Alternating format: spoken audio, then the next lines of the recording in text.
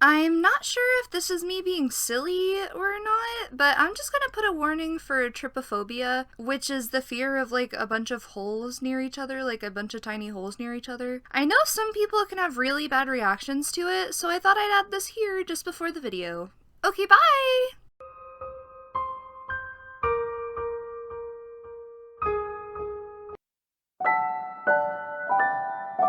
Hello, everypony!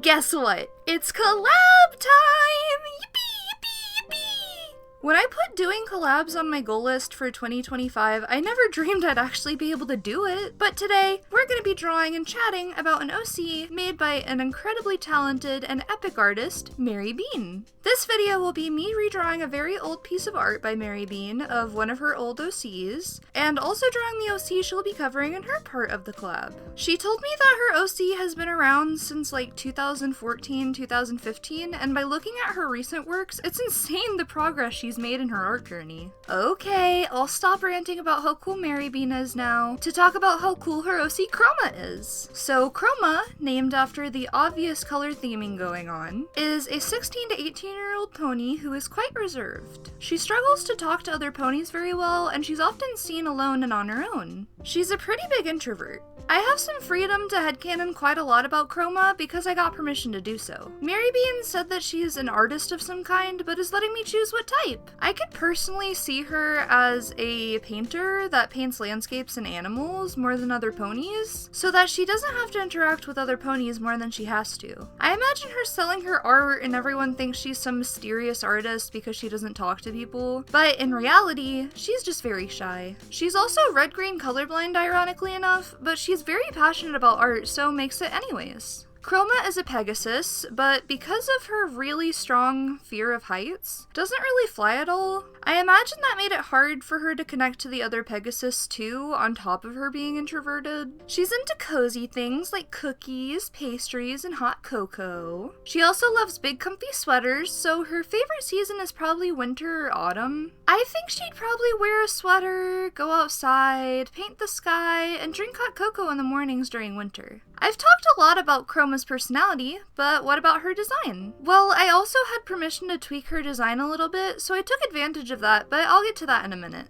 In the background so far, I've just been redrawing what Mary Bean drew in my art style. Her original design includes black hair with rainbow tips, a rainbow teardrop shaped cutie mark with black tears on either side of it, a rainbow unicorn horn that Mary Bean told me to change into wings, and yellow fur with a little bit of fluffy bits under her neck near her chest area. I included all of this in my redraw, and I think it turned out pretty cute. Now, let's talk about my redesign for Chroma. I kept her cutie mark the same because I liked it. I also kept her dyed hair the same, but I added some extra fluffy fur to the bottom of her feet because I felt like the design would be more cute with more rainbow elements. I gave her a nice comfy brown sweater because of her liking comfy things. I also gave her some stockings on her back legs just to add some interest, and because I think it really suits how the character looks. Also because stockings are just also cozy to me, especially like in the winter time. This kinda ended up making her look a little bit like scenish, like the subculture scene in my opinion, but I kind of don't mind that.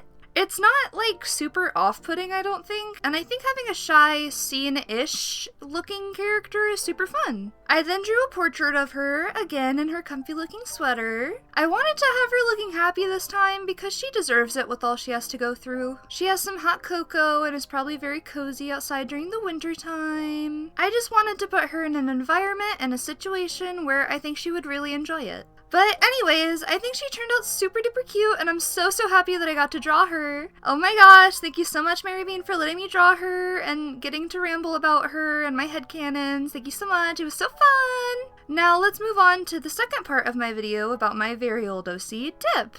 If you've been on this channel, you might have seen an old collab I've done in the past where I ranted about this OC, like the only other collab I've done on my channel. But if you saw that, no you didn't. Anyways, anyways, so I'm not going to get super into Dip's lore in this video because over on Mary Bean's channel, link in the description down below by the way, she's going to be covering that. So go check out that video after this one. And if you're enjoying the video so far, drop a like and consider subscribing. Anyways, moving on to Dip. So Dip has a pretty interesting design, but he's themed around sadness because he's kind of event OC. He has dyed hair that often changes from picture to picture in color, but not really much in the cut of the hair. That stays pretty much the same in all the drawings I've done of him. He has freckles sometimes, and this time I wanted to include them because I think they're very cute. I also wanted to add blush to the shoulders and face to just keep to the charm of the old drawing. So he's often seen with large pitch black hands that are there because that's what replaces his normal hands when he becomes the way that he is. They're controlled on emotions, and the emotion I was trying to convey in this picture was fear and him being overwhelmed with negative emotions. I know this OC is kind of depressing in theme, but he's probably the oldest OC I actually have.